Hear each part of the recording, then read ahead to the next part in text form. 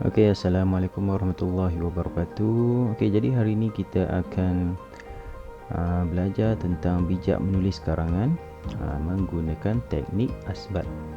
Okey, apa dia teknik asbat? Okey, teknik asbat adalah singkatan bagi A apa, S siapa, B buat, A apa, T tempat.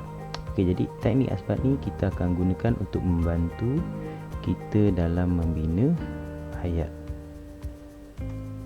Okey, apa dia tip asbat? Okey, yang pertama, baca dan fahami kehendak atau arahan soalan. Okey, tanda I, kata kunci soalan. Yang kedua, kaitkan gambar dengan idea. Yang ketiga, jelas dan boleh difahami. Dan yang keempat, semak tata bahasa. Okey, ini adalah contoh soalan ataupun gambar yang kita perlu lihat dan bina ayat berdasarkan gambar. Okey, yang pertama kita akan teliti gambar ni. Setiap orang yang ada dalam gambar ni, apa yang mereka buat, siapa mereka, mereka sedang menggunakan alatan apa, berada di mana dan sebagainya. Okey, jadi kita kena cari kata kunci ataupun isi-isi yang ada di dalam gambar supaya dapat membantu kita dalam membina ayat. Okey, ini yang pertama. Okey, yang kedua, apa perlu kita buat? Kita kena lengkapkan maklumat dalam jadual kosakata. Okey, ini adalah jadual kosakata yang mana dia ada bahagian orang, dia ada bahagian buat apa, bahagian benda dan bahagian tempat. Okey, jadi kita kena senaraikan orang-orang yang ada dalam gambar, contohnya datuk, nenek, ibu, ayah, mohan, abang, kakak. Okey, kita senaraikan dulu. Okey, apa yang dilakukan oleh mereka: menuang, memotong, memasak, menggoreng, makan, mengelap, menumbuk, membasuh. Okey, itu buat apa. Okey, menggunakan kata kerja dan kata nama. Menuang air, sayur, kari, memasak kari, menggoreng ikan, makan apa, makan kuih, mengelap apa, pinggan, menumbuk apa, cili. Okey, dan seterusnya. Okey, jadi seterusnya yang ketiga, benda-benda yang ataupun peralatan-peralatan yang digunakan dalam melaksanakan sesuatu kerja tersebut. Okey, cerik, cawan, pisau, pinggan, antan, lesung batu, kain, pili, periuk, kuali dan sabun. Okey, jadi ini adalah benda-benda yang terdapat dalam gambar yang kita boleh gunakan untuk kita masukkan dalam ayat. Okey, dan yang terakhir adalah bahagian tempat. Okey, tempat-tempat yang berlaku perbuatan tersebut. Okey, contohnya di mana? Di atas meja, meja makan, sinki, rak pinggan, dapur gas, dapur, kerusi.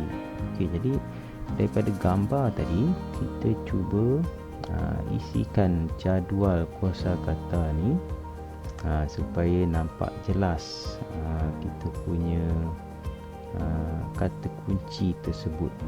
Okey, seterusnya kita akan pergi yang ketiga. Okey, jadi kita akan isi lagi satu jadual, iaitu jadual asbat. Hasil daripada jadual kosakata tadi dilengkapkan dan susun maklumat berkenaan dalam jadual asbat di bawah. Okey, ini adalah jadual asbat. Masukkan penanda wacana dan kata sendi yang tepat. Okey, kita boleh tambah menggunakan penanda wacana, selain itu, walau bagaimanapun, contoh dan kita juga boleh masukkan kata sendi dengan, di, dari dan sebagainya.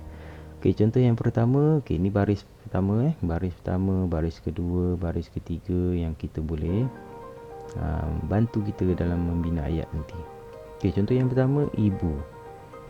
Tadi kita dah senaraikan ada ibu sini orang. Okey, lepas tu buat apa? Memasak kari, menggoreng ikan.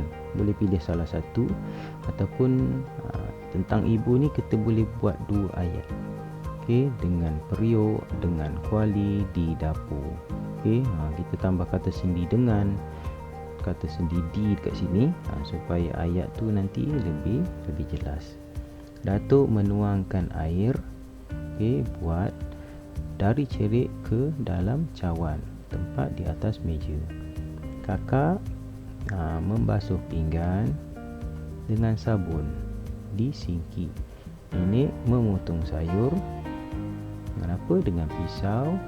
Di mana? Di meja makan. Abang buat apa? Menumbuk cili. Dengan apa? Dengan antan, tempat di dalam lesung.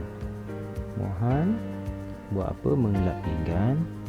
Dengan apa? Dengan kain, tempat di tepi rak pinggan. Okey, jadi dekat sini kita dah nampak gambaran ataupun rangka kita nak bina ayat nanti.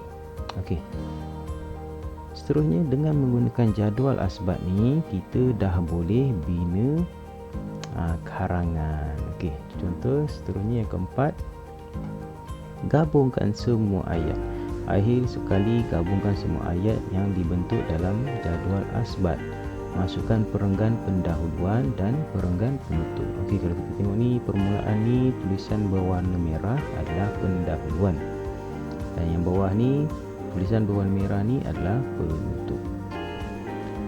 Okey, jadi apa yang kita buat dalam jadual asbat ni? Ini dia. Ibu menggoreng ikan dengan menggunakan kuali di dapur. Okey, ini kita dapat daripada yang atas sekali ni.